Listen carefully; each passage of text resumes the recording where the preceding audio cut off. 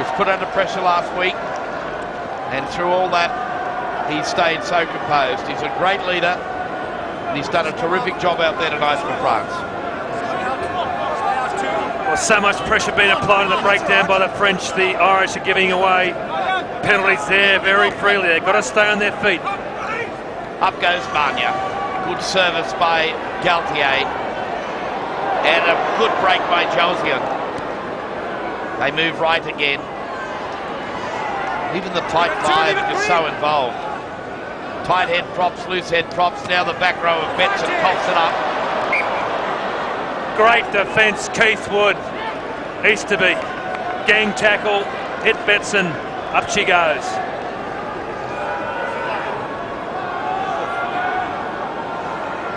Don't shift, please. Three, don't shift. Don't shift. Watch and hold. Please don't shift. Engage.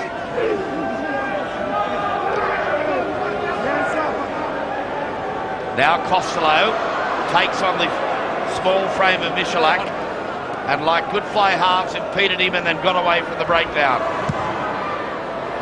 And the kick by O'Driscoll takes play to 10 metres short of halfway. You can see O'Driscoll, he didn't want to kick that ball, but he knows just the pressure is there. He's booted it downfield and shaking his head because he just feels the pressure of this French defence. They're all over him. What a great fill-up this will be for French rugby if the side can make it all the way to the final, because they are destined to host the 2007 Rugby World Cup.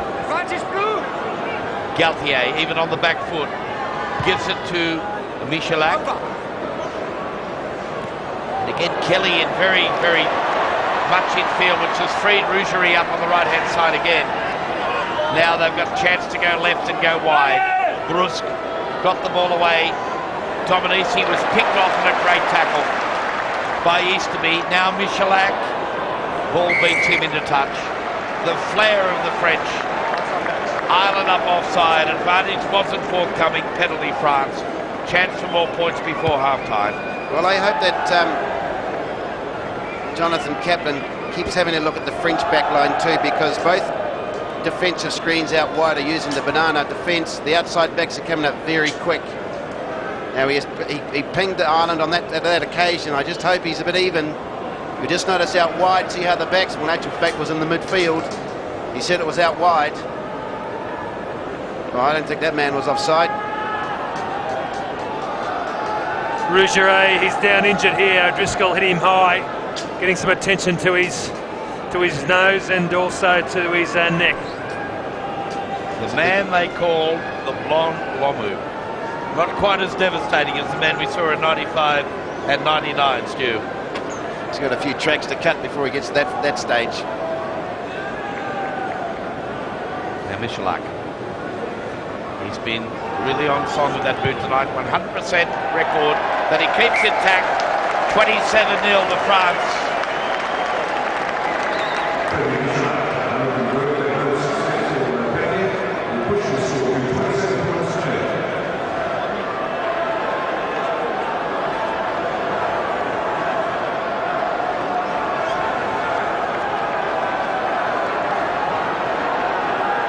This is where Ireland have to put their hand up.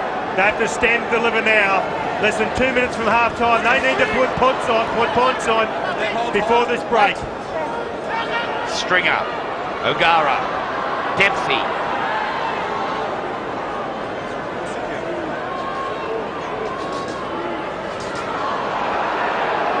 Ten minutes inside French territory.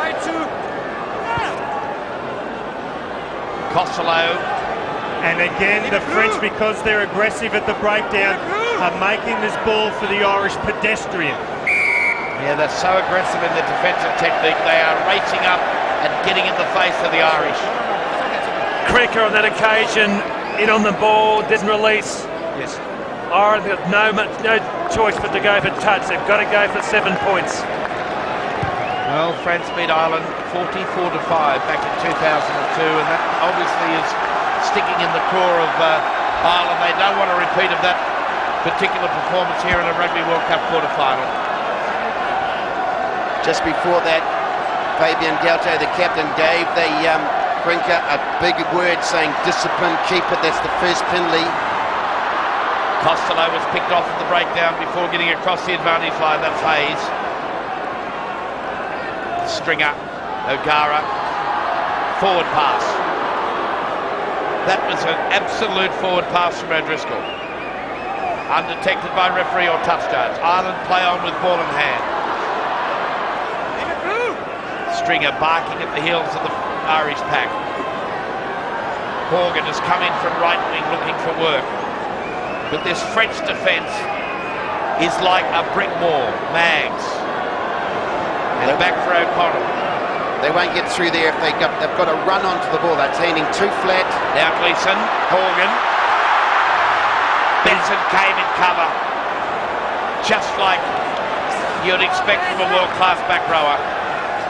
Ball kept in play, but finally the body of Costello still attached to the ball. Goes over the touchline, the last play of the first 40 minutes. It's been all France. 3 tries to 0. Backed up by a 100% record by Michalak with the boot. They lead the quarter-final by 27 points to 0 here at the Telstra Dome in Melbourne. Well, reason for the French to celebrate that the Irish are still smiling, but a scoreline that reflects dominance by the French in the first 40 minutes. They've scored 3 tries to 0, tries to Mania, Dominici and Hanadadorki. Michalak a 12-point haul. It'll need inspiration of someone like Keith Wood and O'Driscoll out wide to bring this Irish side back into this quarter-final. The Irish have never advanced past the quarter-final stage of previous World Cups, but the French certainly have a very impressive record, 3-1 going into this quarter-final in 2003.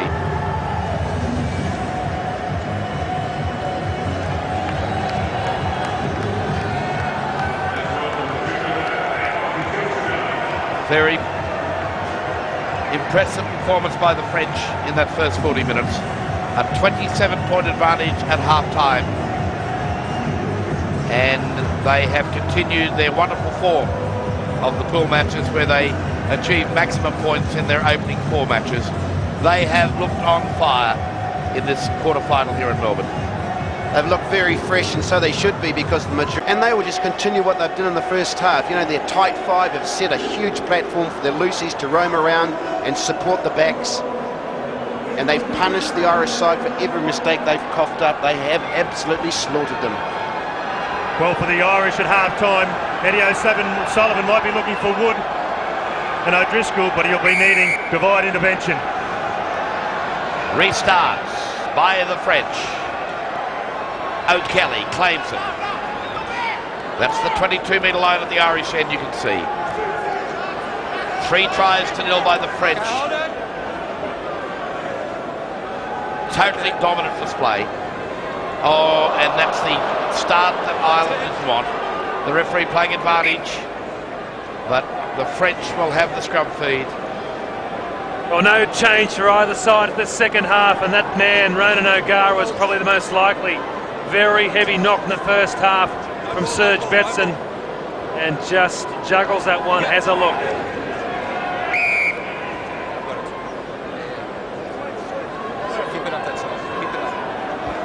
So his side immediately under pressure. Will we see, well, the bind not correct on the loose head side by Corrigan. Yeah, he didn't. Carry on. And Fabien Galtier says to Michalak, come up and look for the 3 points.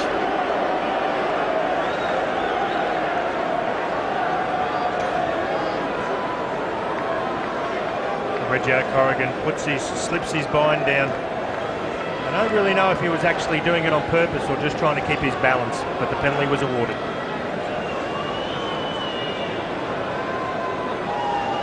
A 21-year-old on the big stage. It's a Rugby World Cup time for Frédéric Michalak. 16 metres in for a touch. Smooth as you like. And so first points in the second half go to the French. 30 points to 0. Well, international rugby is all about eliminating and reducing errors. So easily a coughed up drop pass, 3 points down. Systematically and clinically, France just roll on. O'Gara with the restart.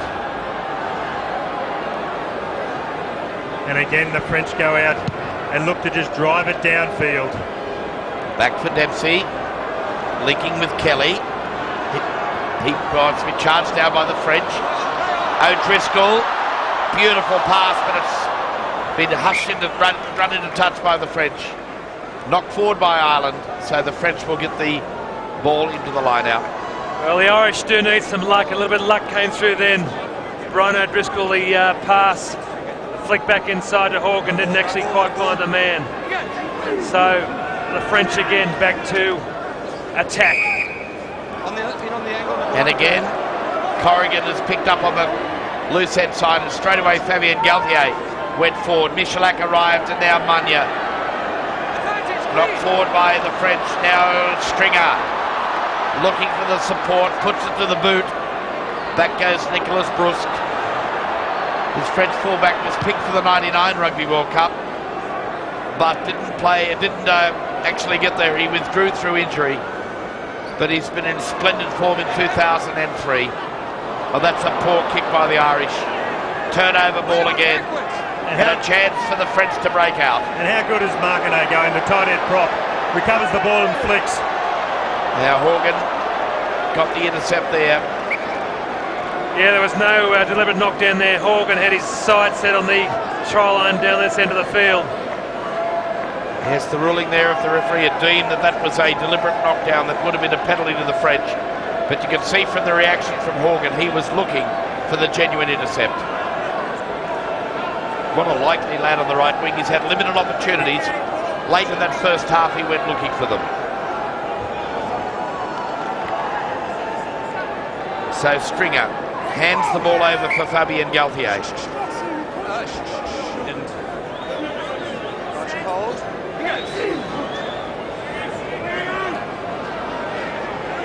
Harinadoki through the legs. Georgian out wide, Nicholas Brusque spilt cold by Rougerie.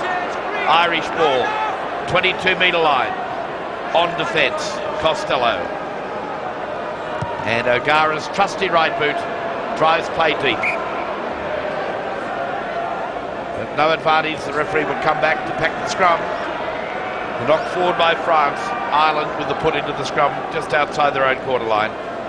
Well, virtually no handling mistakes in the first half from the French. The second half, Magna and Rougerie both had dropped the ball.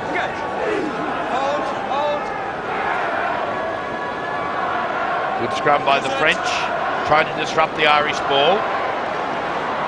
Keith Gleeson took it forward. In fact, it was Kelly. And O'Gara just forced to put it onto the left foot. Aurélien Rougerie links up with Nicholas Brusque, who in turn tries to find Dominici. Manhandled in defence, the little winger from France. Ibanez, Olivier Magna, Fabien Galthier. Irish defence tested again. Jean-Jacques Krenka. Look at the skills of the loose head prop. 103 kilograms of him. Stepping run, Michalak.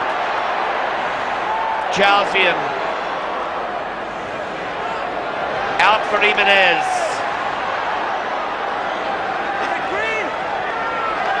Dominici, Fabien Galthier. Desperate defence by the Irish. The French have started the second half like they started the first. They'll go wide again. Michalak, wonderful hands. Benson arrives at the breakdown. Distinctive with that headgear. Ibanez, the veteran, the former captain, drives it forward. Now they've got numbers to the right. Michalak, Magna. Beautiful play by Olivier Magna. And finally, the oldest man in the French squad scores his second try at this Rugby World Cup. Jean-Jacques Krenka. the French celebrate the 4th try by France. What a build-up by the French. Just repeated pressure. They kept hammering away. And Cranker, after sustained pressure, Michelin could see wide that they had the opportunity.